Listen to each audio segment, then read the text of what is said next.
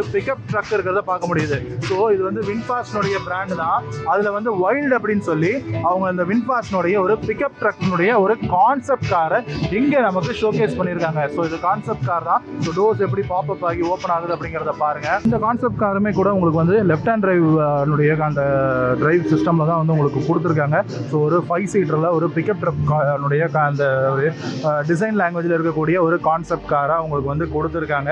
So இது வந்து ஒரு ரியல் லைஃப்க்கு வரும்போது என்னென்ன விஷயங்கள் வரும் வராது அப்படிங்கிறது தெரியல.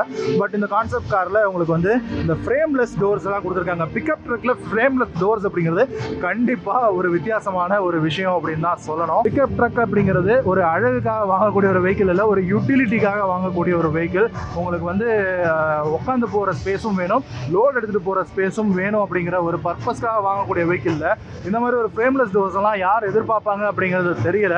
அண்ட் இந்த மாதிரி ஒரு கொலாப்சபிளான ஒரு சூசைட் டோர்ஸ் எல்லாம் வந்து போட்டு கொடுத்துருக்காங்க. பட் இது கான்செப்ட் தான் எனிவே. அண்ட் இந்த கான்செப்டில் உங்களுக்கு வந்து இந்த கேமரா பேஸ்டு ரியர் வியூ மிரரும் உங்களுக்கு கொடுத்துருக்காங்க, பொசிஷன் பண்ணியிருக்காங்க. பட் அதெல்லாம் வந்து ரியல் லைஃப்பில் வர்றதுக்கான சாத்தியம் இப்போதைக்கு இல்லை. கவர்மெண்ட்டுடைய நார்ம்ஸ் அப்படி தான் இருக்குது.